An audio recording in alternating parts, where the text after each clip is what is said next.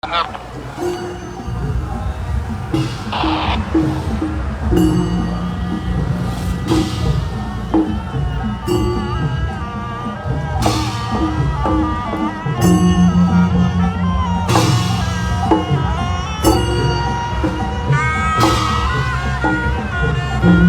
น้องสนออกไปนะครับตอนนี้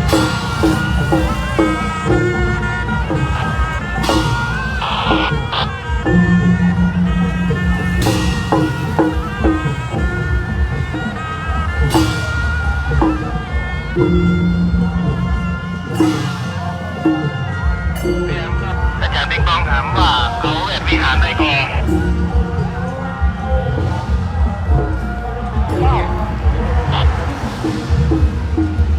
สถานีแม่ได้ก่อนครับ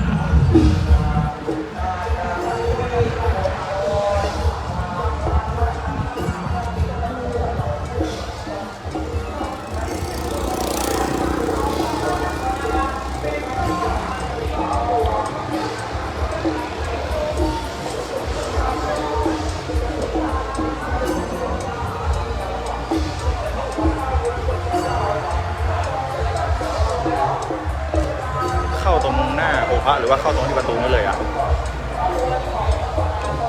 ครับสับ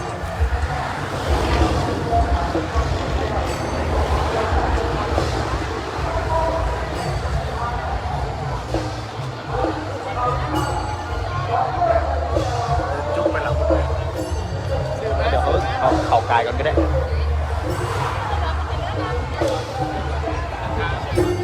ยอมเล่นไหม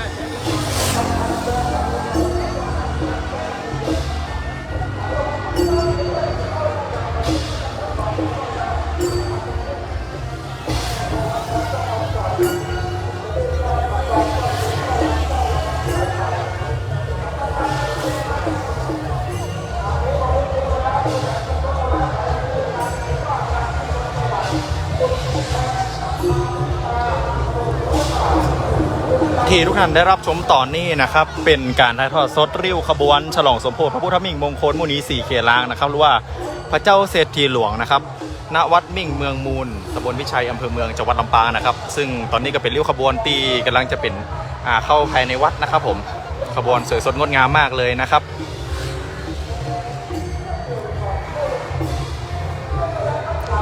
พิธีสมโภชก็จะมีตั้งแต่วันที่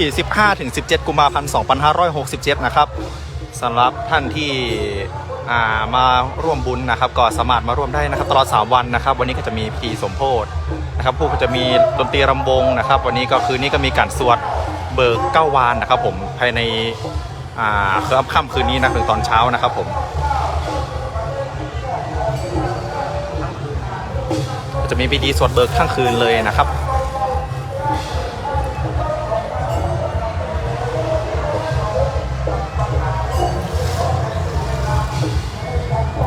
ตอนนี้ขบวนตีแห่ขวดตาลจะอยู่ตั้งหลังพุ่นเนอร์นะครับปาดข้องกองแห่เนาะอยู่หลังพุ่นนะครับ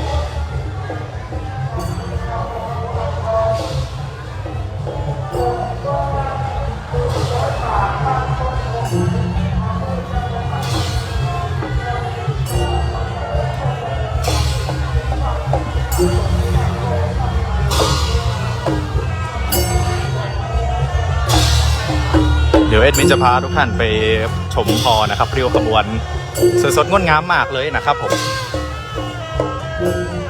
เป็นว่าจะมีช่างฟ้อนจิตอาสา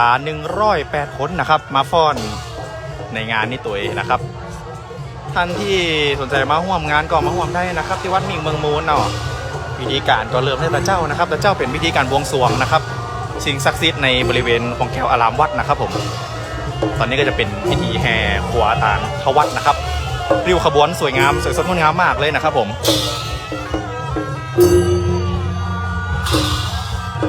ก่อนจะแห่จุดเริ่มต้นจะแห่ตั้งแต่ปากทางมหาวิทยาลัยราชมงคลล้านนาลำปางนะครับแล้วก็ไหลขบวนมาแห่มาเรื่อยๆนะครับ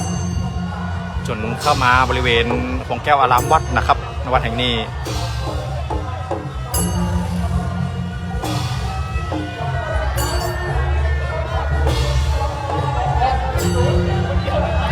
ค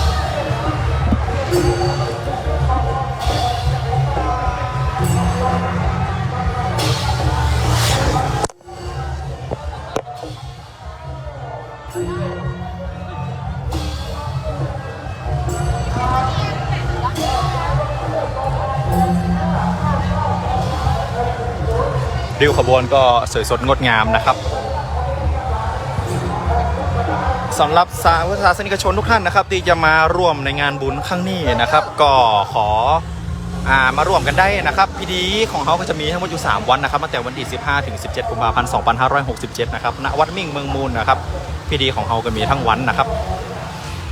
อย่างวันนี้เขาก็มีพิธีตั้งแต่ตอนเจ้าที่ผ่านมานะครับก็จะเป็นพิธีบวงสรวงสักการะนะครับสิ่งศักดิ์สิทธิ์ในบริเวณของแก้วอารามวัดนะครับภายในวัดมิ่งเมืองมูลนะครับวันพุธก็จะมีรำวงย้อนยุคนะครับผมจากทีมงานยุวศิลป์รีเทิร์นนะฮะ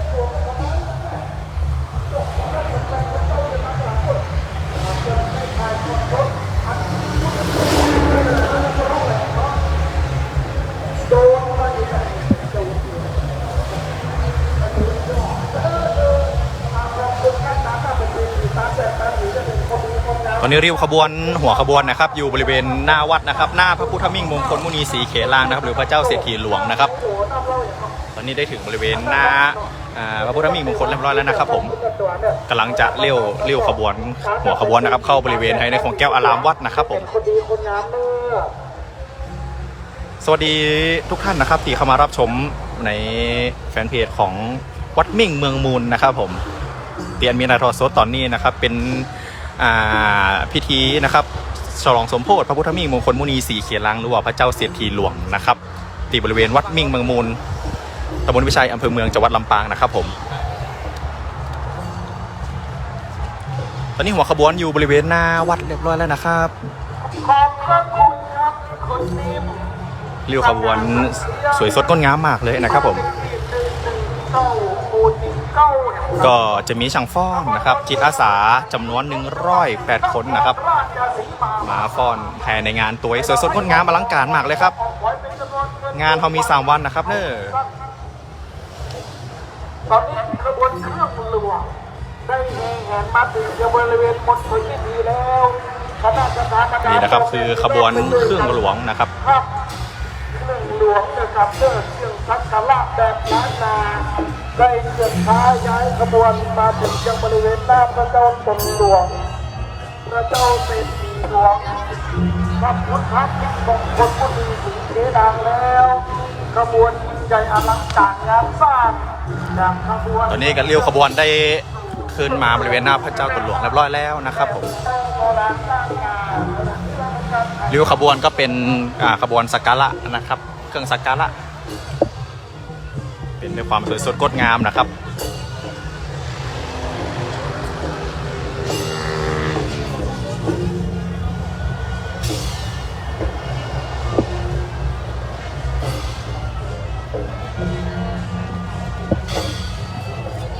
จะมีทางทีมช่างภาพจิตอาสา108คนนะครับ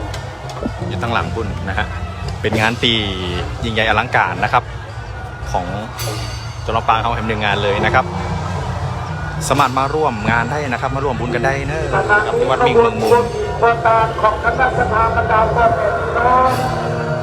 ทั้งที่ตั้งใจตั้งน้ำตั้งตาได้แห่มาถึงยังบริเวณต้นพิธีซึ่งเป็นขบวนสักการะแบบพื้นบ้านล้านนาเข้ามาตำมาสู่ยังบริเวณด้านหน้าองค์พระพุทธปฏิมาพระพุทธมิ่งมงคลมุนีศรีเขลางอันนี้เขาจะเอาขึ้นไปทางบนไหมเขาจะขึ้นไปทางบนใช่ไหมเป็นวันแรกพระสงฆ์ทรงสมณศักดิ์เจ้าคณะผู้สังฆาธิการจะได้ประกอบพิธีตื่นเต้นไข่ตาพระเจ้าตนหลวงพระเจ้าเศรษฐีหลวง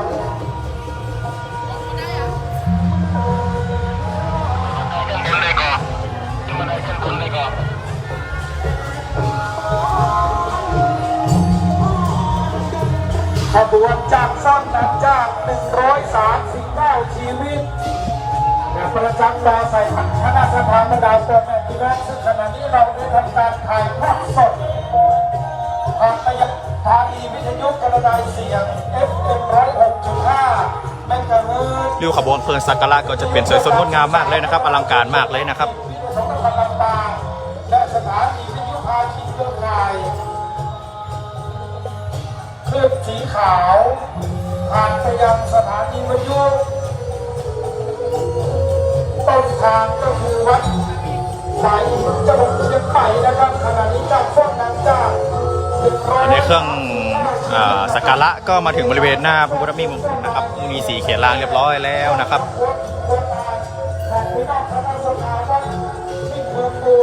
ได้เข้ามาตามประตูจากกรมแก้วเวลาเป็นภาพประจักษ์ต่อสายตาครั้งหนึ่งในชีวิตของพระราชดาบรรดาพ่อแม่พี่น้องที่ได้มาร่วมกิจมาร่วมตามรับพระราชทานพี่น้องวัดนิ่งเมืองปูน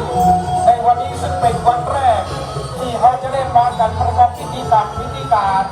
ตามด้านศาสนาต่างๆประเจ้าได้มากันประกอบพิธีองค์สวงประกอบพิธีทักษิณานุปทาน อะไรนะครับ ขณะนี้ขบวนโคกิคอตาของพี่น้องชาวสภาวัดมิ่ง สวยสดงดงามมากเลยนะครับ ได้เองแต่เต้นเข้ามายังบริเวณมณฑลพิธีแล้วพร้อมด้วยเครื่องสักการะหน้าตายิ่งใหญ่อลังการสมกับเจตนารมณ์มโนสันธรรมดาพ่อแม่พี่น้องวัดมิ่งเมืองมูลตีได้ขอรังสรรค์แต่งองค์พระพุทธปฏิมาพระเจ้าตนหลวง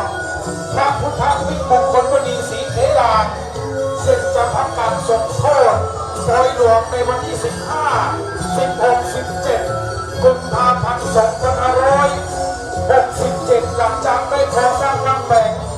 จากวันเป็นเดือนเคลื่อนมาเป็นปีเป็นระยะเวลาถึง 8 ปีด้วยกันเช่นงบประมาณทั้งหมดทั้งสิ้น7 ล้านกับ520,000 บาทนะครับ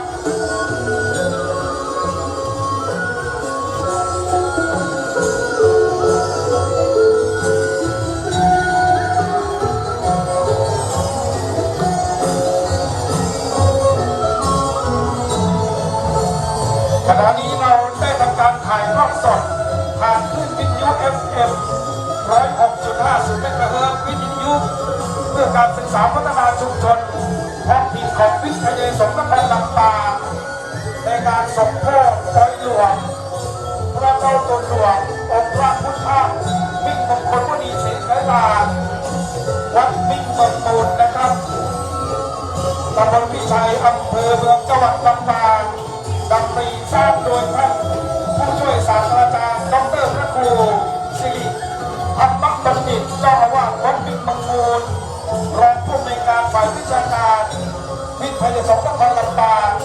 และสมาชิกสภาคณะสภาสาธุชนทุกคนทุกท่านนะครับที่ได้มาร่วมในงานสมโภชโดยหลวง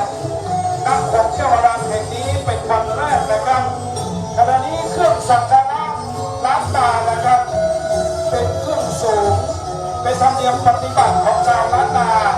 ได้ปากันแห่แห่งแต่เข้ามายังของเจ้าอารามแล้วนะครับ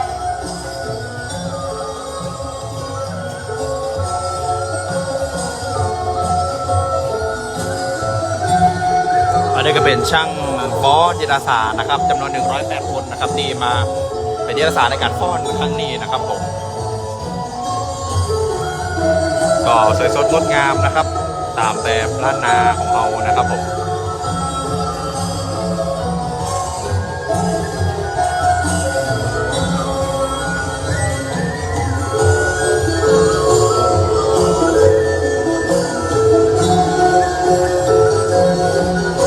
ขณะนี้จับพวกนักจาจำนวน139 คนด้วยกันนะครับได้ทำพิธีถวายตัวเป็นพุทธบาทประกาศรับถวายเป็นพุทธบูชา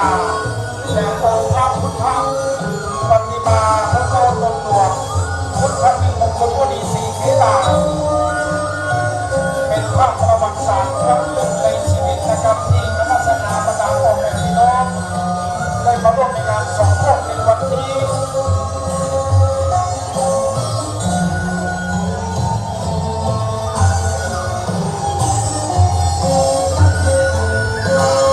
สวยสดงดงามมากเลยนะครับช่างฟ้อนจิตอาสานะครับผมขอเสียงปรบมือกับจ้างฟ้อนนางจ้างทั้ง139 ชีวิตด้วยนะครับนี่เป็นการรำถวายให้กับองค์พุทธปฏิมาพระเจ้าตนหลวงพระเจ้าเศรษฐีหลวงพระพุทธมิ่งมงคลวณีศรีเขลางซึ่งได้ทำการก่อตั้งสร้างแปลง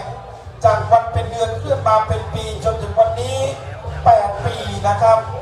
ได้ทำการสมโภชวันนี้เป็นวันแรกนะครับหลังจากช่วงเช้าได้ประกอบพิธีกรรมพิธีการบวงสรวงซึ่งเป็นธรรมเนียมปฏิบัติ อันนี้คือการฟ้อนนะครับ บ้านเฮาหลังจากนั้นได้ประกอบพิธี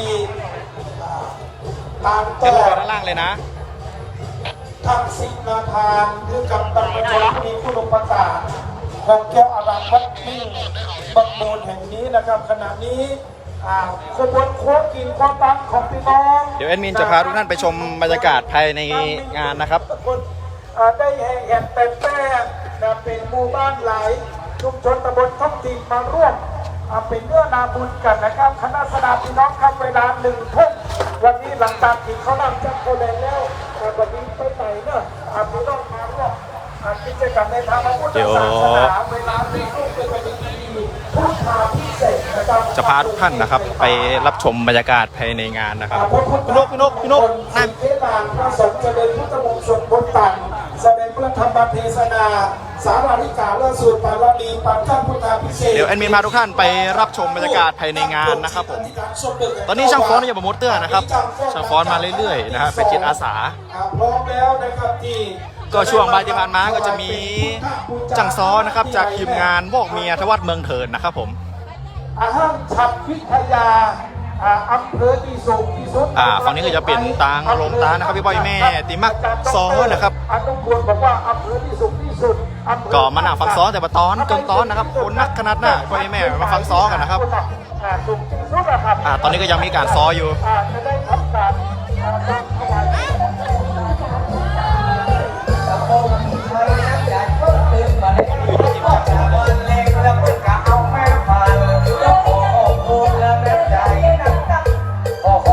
ครับที่มาปานรางวัล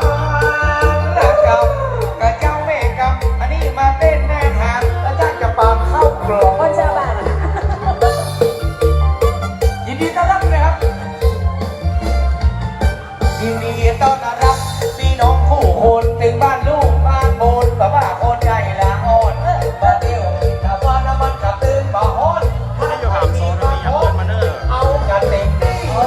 อันนี้จากไหนเจ้าลูกหลานเราหน้าโบน เวลาเจ้าพันพอจะ6 โมงแล้วเราจะไปลำบุงเปิดกับปุงตอนค่ำ มาเดียวจากหน้าโบนโบนสักมาลำโบนด้วยกันนะ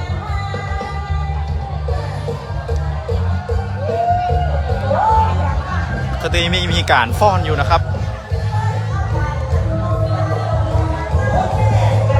ก็จะเป็นจังฟ้อนจิตอาสานะครับมาฟ้อนภายในงาน ก็ก่อนที่ขบวนจะเริ่มก็นั้นนี่ก็มีพิธีทักษิณานะครับ ตอนนี้ก็จะเป็นการฟ้อนนะครับเฮวตานการฟ้อนลำนะครับ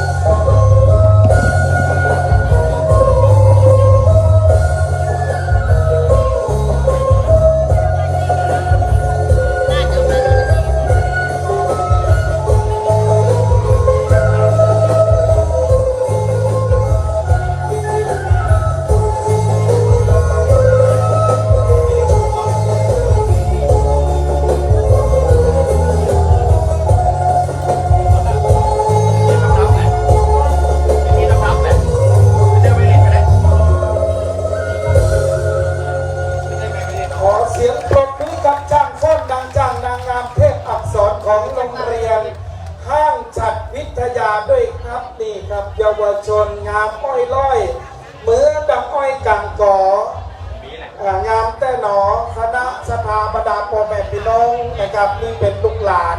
เจ้าละครลำปางของเรา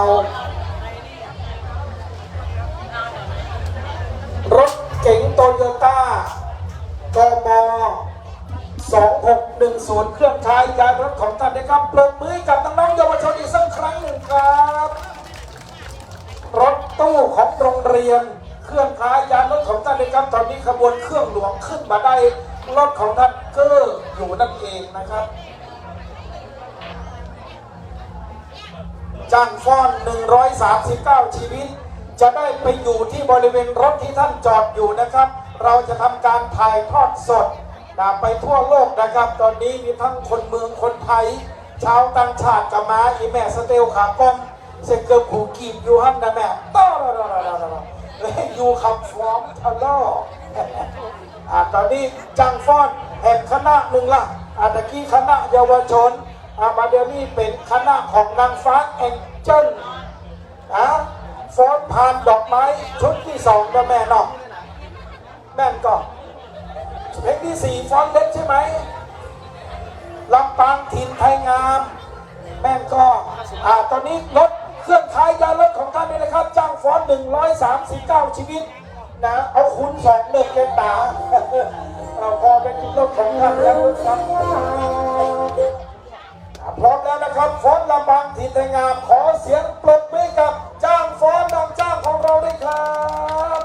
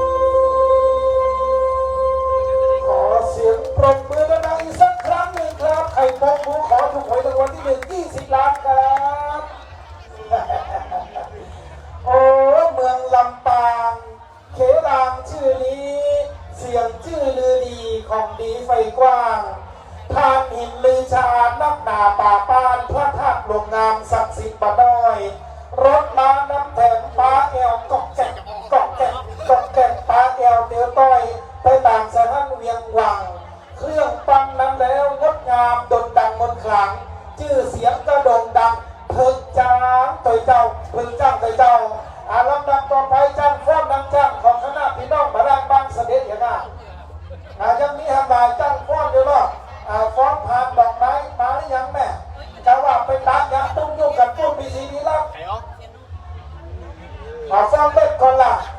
ฟ้อนเล็กก่อนเนอะรวมกันฟ้อนเล็กคณะจ้างฟ้อนนางจ้างชุดนี้เคยรำถวายคือครับรถกระเราราชการที่9ที่5แยกหอนาฬิกาตัวละมาเรียกป้ากันเป็นปุ๊บเป็นโมเป็นกองโน่139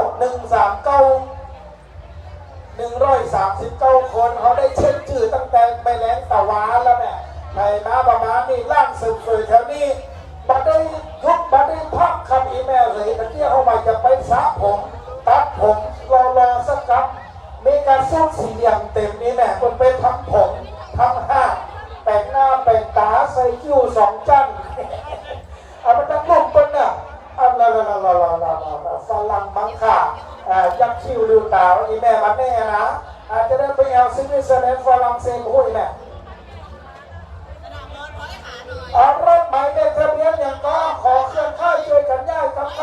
ถ้าตัวจะมาช่วยเอาไม่ห่วงมาครับว่าเอามาแต่คนต้องเพิ่มแล้วก็ช่วยกันหามน้ำหนึ่งครับแต่ว่ารักษาใช้เคยใช้ครับเอาไม่ห่วงไม่สีซุกรถคันที่จอดตั้งปากหน้าช่วยย้ายกันเลยเปิดจะไทยทอดสดช่วยกันเคลื่อนกันค่ายย้ายรถสำคัญ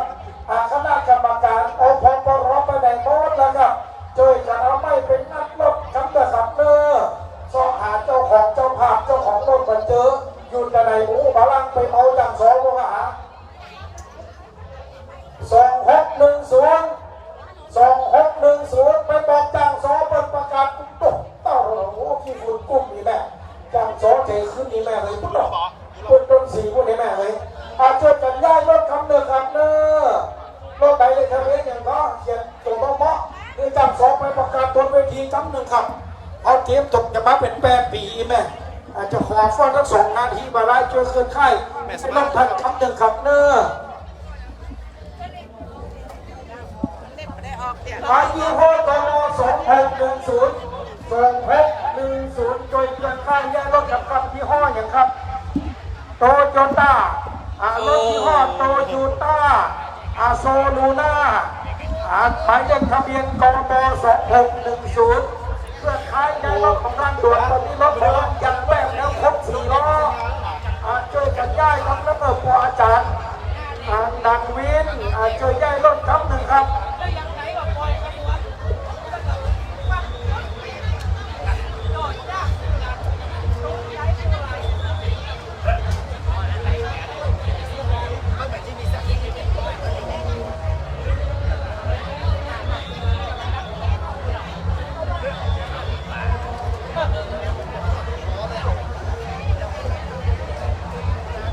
ตอนนี้จังฟ้อนนังจากเมื่อยแข้งเมื่อยขาแล้วนี้แม่แดดก็ห้อนแดดก็ส่องหน้าของตุ้มต้มยกย้ายต้นทันกำเติมแม่เต้ยใจขึ้นแล้วนะ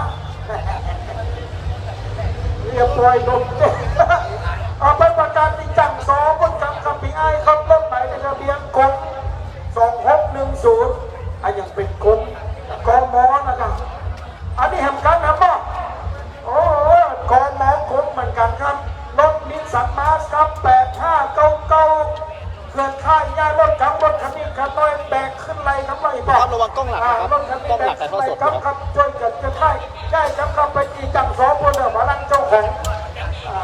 มาเจอเมาอีแม่เลยคุณคนกุ้งปลายว่าได้ยินปีกับเต้นสามมันแน่เต้นบาลังเล่นตีกูจ่าเนี่ยครับมันต้องเล่นแหละทำหมดเลยครับสกัดครับร่วมทำบุญกับท่านพระอาจารย์ร่วมทำบุญพระอนุพงศ์กิตติสาโรอนุพงศ์กิตติสาโรจดเอารายหมายเอาชื่อท่านเลยครับแลก100 บาทเอาเสียบพระป่าลอยฟ้าครับ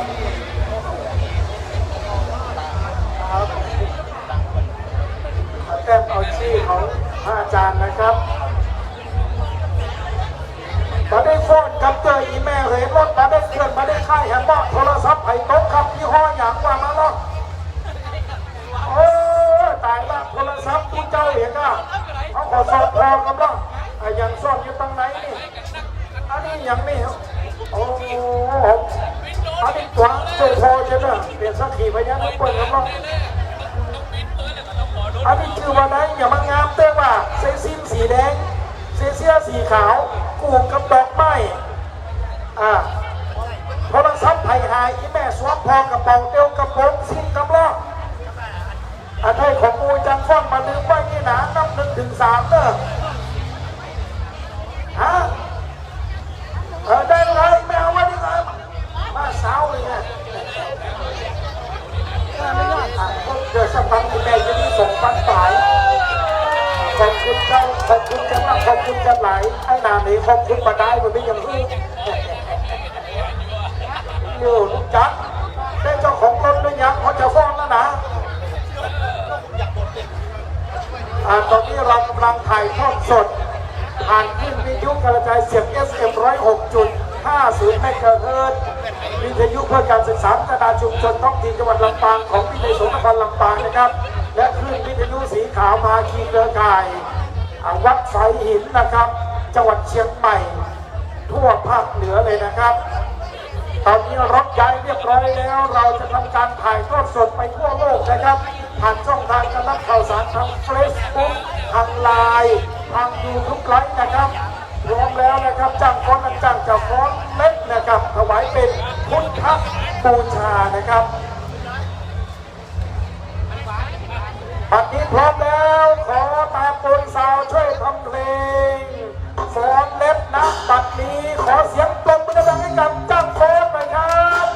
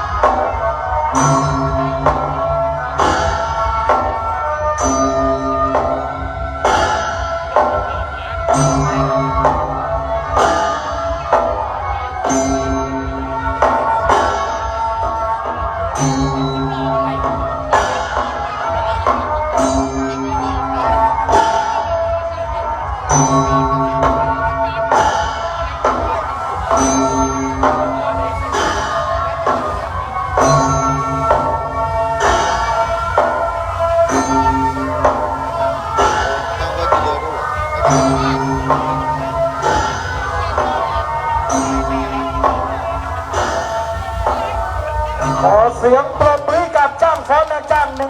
139 ชีวิตด้วยนะครับ นี่เป็นภาพประวัติศาสตร์ครั้งหนึ่งในชีวิตนะฮะที่คณะจ้างฟ้อนนางจ้างได้ถวาย ตัวเป็นพุทธมามกะรำถวาย คือกับองค์พระพุทธปฏิมาพระเจ้าตนหลวง พระพุทธมิ่งมงคลมุนี4 เขลังนครซึ่งวันนี้เป็นวันสมโภชวันแรกล้านนาเรียกว่าประเพณีปอยหลวงปอยไม่ถึงงานหลวงไม่ถึงใหญ่นะเพราะฉะนั้นแล้ววันนี้เป็นวันแรกครับที่เราได้เริ่มงานสมโภชตั้งแต่ช่วงเช้าเราได้ประกอบพิธีบวงสรวงเทวดาและเป็นประกอบพิธีตามตอกทักษิณาทานคือกับผู้เป็นผู้ประกาศของวัดนิ่งเมืองมูลซึ่งตอนนี้คณะจัดฟ้อนนางจ้างทั้ง139 ชีวิตได้ฟ้อนเจนฟ้อนลายฟ้อนละครสายไหมยังแห่งหลายชุดอยู่นะแม่นะในการเกิดตัวแม่เนี่ยโทรศัพท์ที่หายอยู่ตั้งไหนเกิดขับวัดที่ไหนของคู่กันอาจารย์ไทยลูกผู้จานกับเกิดทั้งปอไทยรูปตีหน้าป้ายนี่จะได้ไหมตีพระเจ้าตุ่นหลวงดีกว่าจ้ะมาเลยนะแม่เนี่ยไทยหูกไทยห้างเอาไว้ก่อนแม่เป็นที่ระลึกนะแม่ที่แม่อยู่บ้านไหน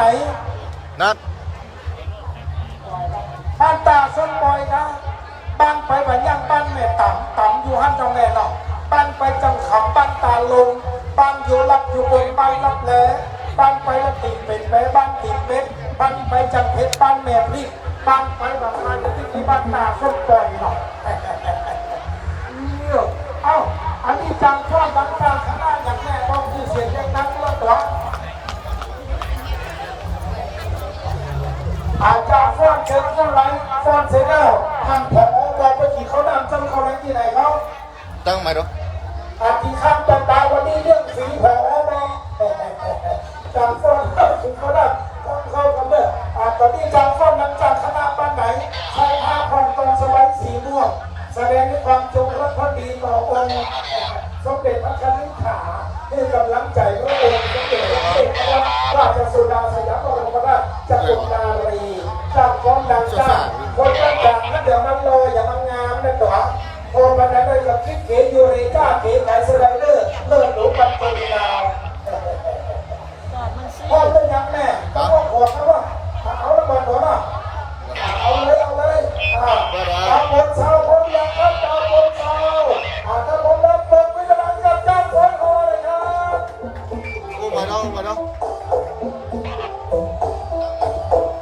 พูดมา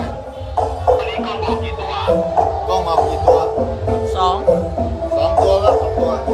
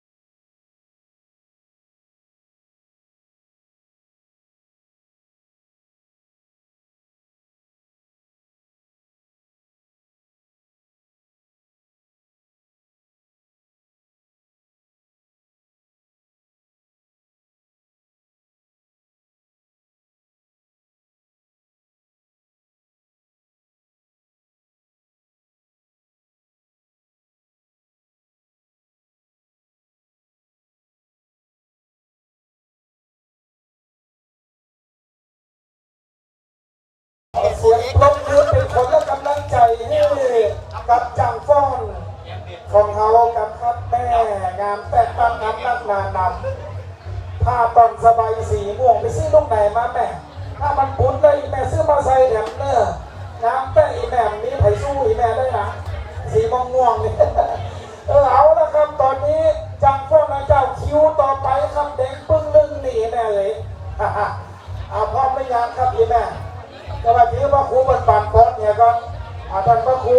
ขอเวลาไปจังฟ้อนดังจังที่บ้านไหนก็แม่บ้านน้ำมินบ้านน้ำมินบางบนน้ำมินน้ำเพิ่มน้ำหวานบ้านมินบางบนเพื่อจะได้ฟ้อนเจิงฟ้อนลายต้นโอ้โหอันนี้คนงานบักเก่านุ่งซีเปี๊ยกแผ่วตาตีเนี่ยบางซ่อหยาดใช่ไหมสบายถุงก็หอเดินลำตกลำหนาพอที่หาพอยากกับพี่น้องสาวงามบ้านมิ่งเมืองโมนพร้อมหรือยังแม่ถ้าพร้อมแล้วยกมือบอกเนี่ยเขาจะถ่ายทอดสดตอนนี้จะได้เก็บภาพเป็นที่ระลึกปรบมือกับสาวๆบ้านมิ่งเมืองโมนหน่อยครับแฟนคลับเยอะ ขออนุโมทนาคณะสถาบันดอนมูลนำโดยท่านผู้ใหญ่นรินทร์อินทร์ขอบใจคณะสถาบันดอนมูลผู้คนได้น้อมนำมายังพระป่าสามัคคีมาตอดงานถวายเนื่องในงานสมโภชพระพุทธมิ่งมงคลพระมีศรีกีฬาหรือพระเจ้าสิริหลวงพร้อมทั้งงานทำศีลาสนะบัณฑิตเมืองมณฑลปฏินีก็เลยพระประธานขอให้สมมิตาลูกประโยชน์เจ้าหน้าตอนนี้เป็นหน้าพอจงมีหลักศรัทธาอยู่ในใจไปพิจงมีหลักพาไปประสิทธิ์ประตูทั้งหลายอยู่ที่เนื้อเย็นใจนั่นจงยังมีจำเจดีดังนั้นพระบาลีว่าสัพเพติโยวิวัจโตสัพพโนโภวินาสตุมาเตภวตุอันตรายโยสุขีดีสานุโภภวะที่บ้านไปเก็บระยะสิ่งที่สันนิจังวุฒาปัจจายโนสัตตาโยธรรมาวัฏันตินายุวันโนสุขังพระลังที่บ้านต้นพระบาทเข้าตามเข้าเลย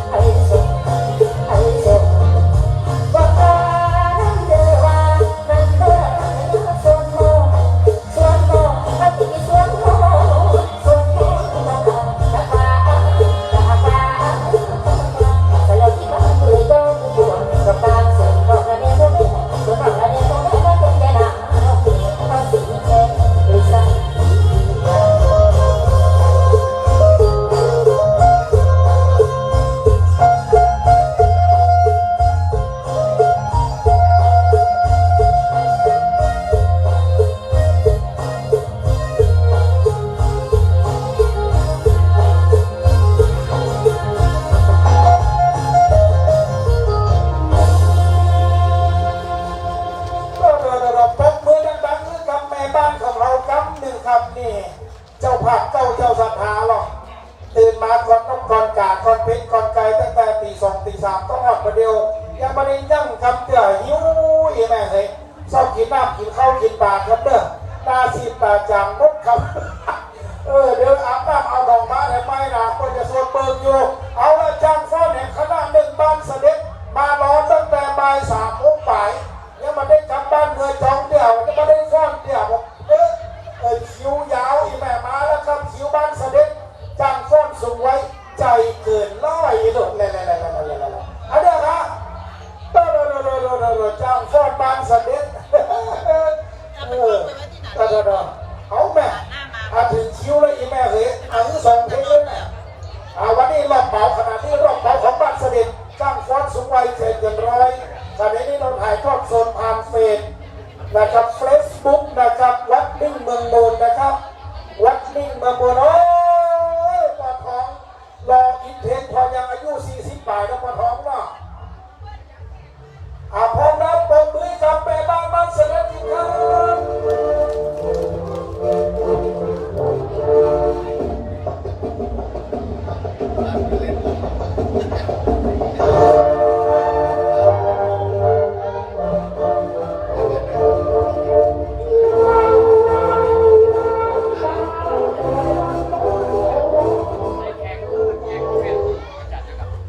เพลงของเฉลิมพลมาแล้วครับตามบนสาว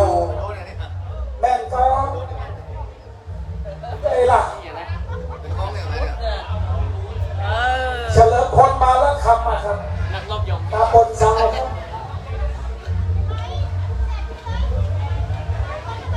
วันนี้คุณปอดทองสมยอด นี่บางตรงวัง นี่ใบ กุห เส ลาบแดงแห่งตรงวังนี่แหละ ใบนี่200 ก็ปอดทองเนาะ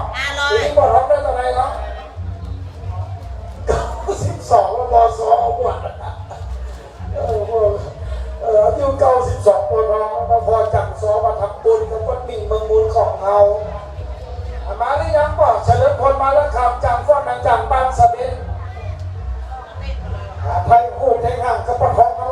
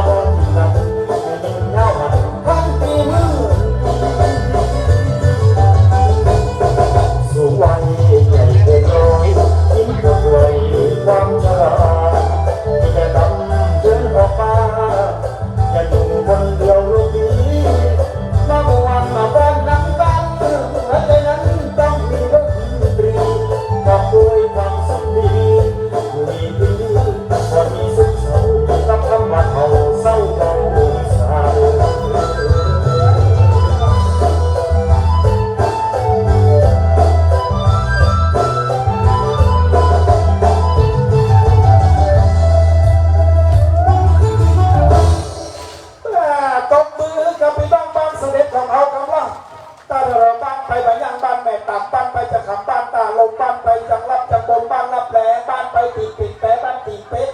บ้านไปจำเพชรบ้านแม่พี่บ้านไปแบบไอ้ปิ๊กปวดท้องละบ้านเสด็จยี่หรอตอนนี้คิวว่างละจางสอก็ได้ยอดก็ได้ยั่งละมาเดี๋ยวนี้คิวท้องว่างแล้วเด้อจางฟ้อนบ้านไหนจะได้มาฟ้อนเจียงฟ้อนไหลบอกนะถ้าอันจะเฮือคณะจางแฮถูกบอกแป้งสีได้ขนังละเนอะจะไฟโคลักตัวเจ้าในปัจจุบันหนึ่งทุกจะมาสวดมนต์ตัง อันนี้39 ทำเป็นเด็กไข่ตาพระเจ้า ก็สิบเก้าวันใหญ่ครับ สารวันเที่ยลองเอาแหมรอบก็สารวันลังวงรอบเหมาของพี่น้องบ้านสัเด็จกับน้องเจิมเรียนเจิมกับพ่อบ้านแม่บ้านรับเหมาบ้านเสด็จสารวันรำวงมาเลยครับนี่เป็นเจ้าเป็นสายมาละเอาละเอาสักคำละผมสักบอกหนึ่งนี่ครับแล้วปอทองเปิดใจนี่ปอทองไปขึ้นตีคนกับปอทองเนอะสาวงามบ้านสเด็จครับเจ้าปีเที่ยวกระดุมเป็นน้ำจังฟ้อนคนงามบ้านสเด็จมาตะเพ่แบบให้จะมาให้มาหอมท่านพระครูสิริธรรมบัณฑิตหรือว่าน้ำที่รู้จักกันคอยบ้านคอยเฮืองพระมหาพานุ่งวัดนี่ครับเจ้าเอาวาดปรริญญาธรรม5 ประโยคปริญญาตรีเกียรตินิยมอันดับ 1จบปริญญาโท2 ใบปริญญาเอกเป็นผู้ช่วยศาสตราจารย์เป็นรองผู้อำนวยการฝ่ายวิชาการพิทยาสงฆ์นครลำปางพร้อมหรือยังครับท่านผู้แล้วปรบมือให้กับทุกคนมาสเด็จกันเด้อ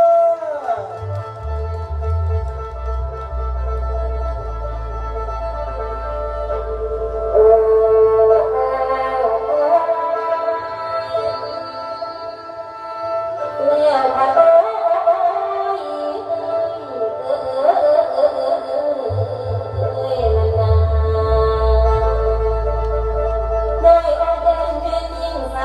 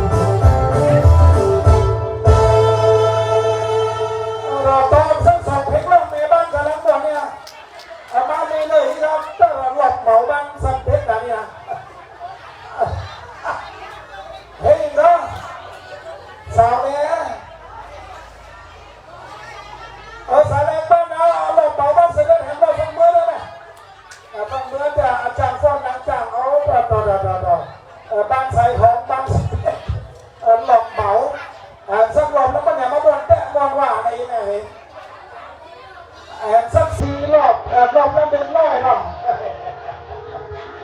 เอาขอเสียงปรบมือการจ้างฟ้อนมาแสดงให้รอบแล้วอีกละ5 บาทเอ้าตายทั้งเช้านครสวรรค์เด็กต่างก็พออันนี้โอ้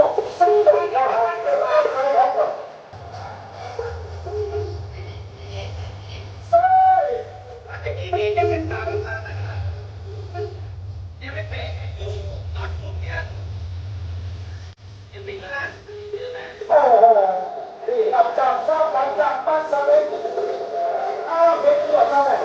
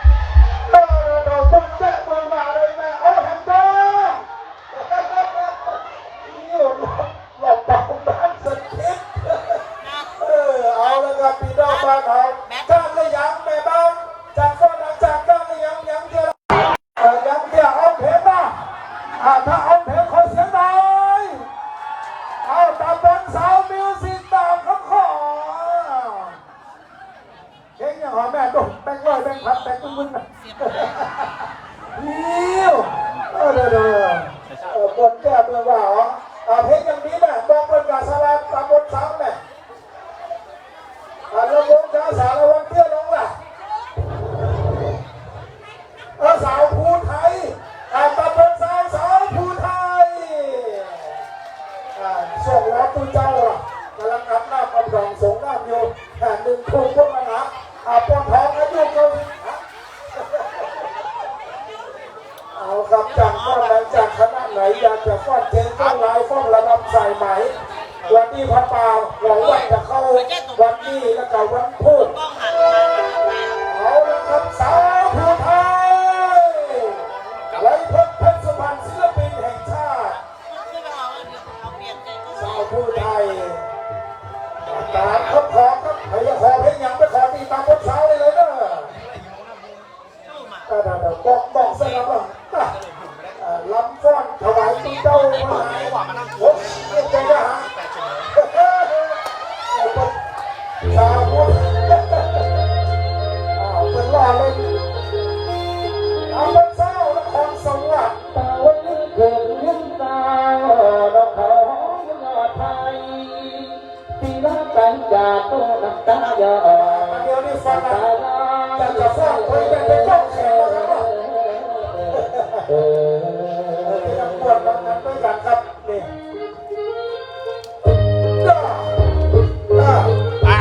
สายชาติเดี๋ยวนี้จบแล้วนี่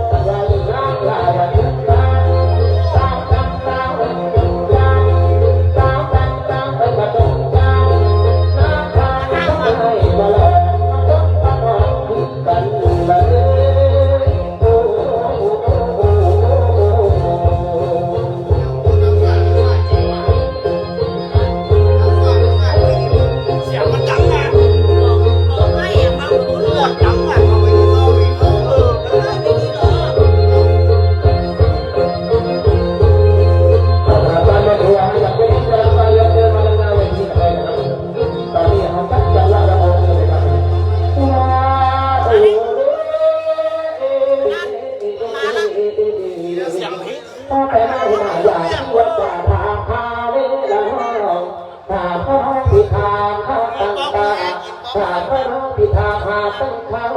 ถ้าพระเจ้าวันนี้